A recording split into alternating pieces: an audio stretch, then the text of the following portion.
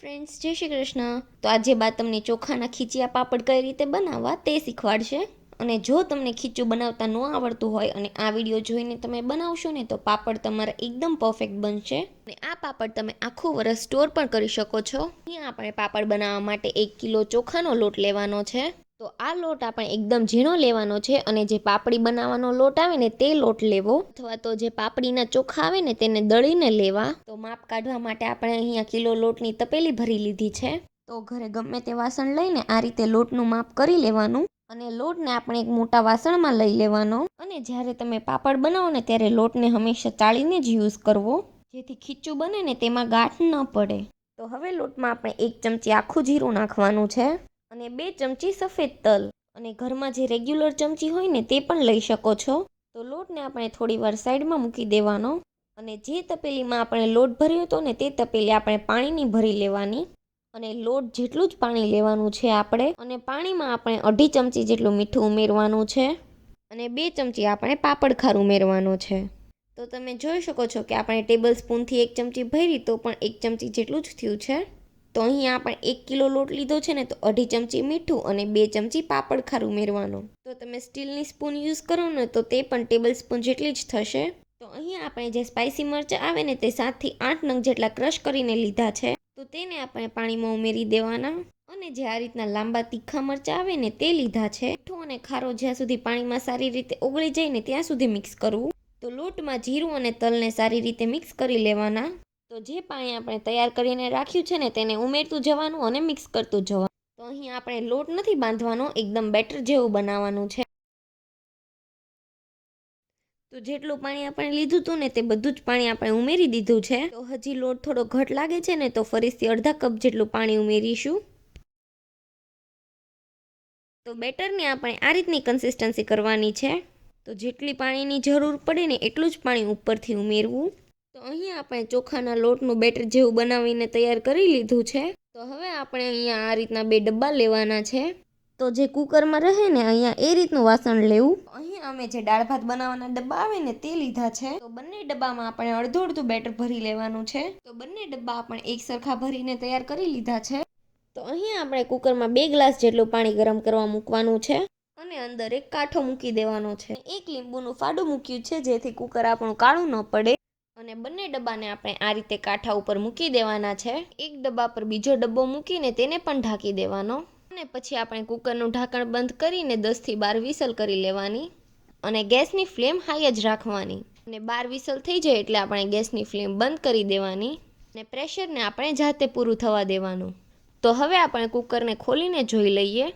અને ડબ્બા ઉપર આ રીતનું પાણી હોય તો તેને કાઢી લેવાનું. તો સ્પૂનના મદદથી આપણે ચેક કરી લેવાનું કે લોટ આપણો નીચે સુધી બફાઈ ગયો છે કે નહીં.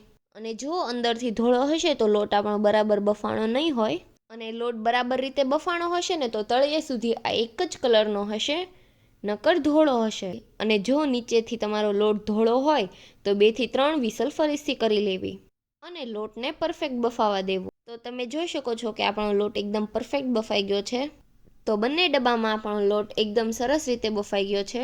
તો એક આ રીતની પ્લાસ્ટિકની બેગ લઈ તેમાં 1 ચમચી જેટલું તેલ નાખવાનું અને કોથળીને આપણે તેલવાળી કરી લેવાની. તેમાં અત્યારે આપણે 1 ડબ્બાનું ખીચું ભરી લેવાનું છે અને બીજા ડબ્બાને આપણે અત્યારે કુકરમાં બંધ કરી લેવાનું છે, જેથી આપણું ખીચું ઠરે નહીં અને ગરમ રહે. ગેસ ચાલુ નથી કરવાનો, ખાલી આપણે કુકરમાં જ મૂકી દેવાનો છે.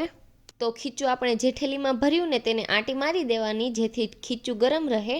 અને આ રીતના કપડામાં ઠેલીને મૂકીને તેને સારી રીતે મસળી લેવાનો છે. તમે જોઈ શકો છો કે લોટ આપણો એકદમ સરસ મસળાઈ ગયો છે. તેમાંથી આપણે લુવા બનાવી લેવાના. તો આ રીતના લુવા બનાવીને તેને ડબ્બામાં ભરી લેવાના, જેથી લુવા આપણા ઠંડા ન થાય અને પાપડ વણવામાં મજા આવે. અને પાટલી ઉપર તેલ લગાવીને આ રીતે સર્કલ પ્લાસ્ટિકની શીટ લગાવી દેવી.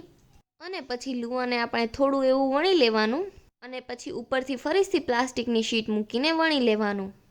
તો અહીં આપણે પાપડને નથી ફેરવવાનો, પાટલી ફેરવતી જવાની અને પાપડને વણતો જવાનો. તો આ રીતે ફટાફટ જ તમારો પાપડ વણાઈ જશે. તો પાપડ વણાઈને તૈયાર થઈ ગયો છે. તો હવે તેને સૂકવી દેવાનો છે.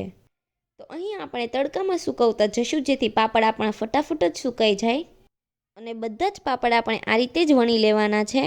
અને બીજા ડબ્બામાં જે ખીચું છે ને તેના પણ આપણે આ રીતે જ પાપડ બનાવી લેવાના છે અને પાપડ આપણા થોડા સુકાઈ જાય ને એટલે તેને ફેરવી લેવાના અને આ રીતે ફેરવી લેવાથી પાપડ આપણા ફાટતા નથી અને ફટાફટ સુકાઈ જાય છે। તો અહીં આપણે બધા જ પાપડ વણીને તૈયાર કરી લીધા છે। તો અહીં આપણા બધા જ પાપડ વણાઈ ગયા છે। તો હવે તેને આપણે તડકામાં સૂકવવા દેશું।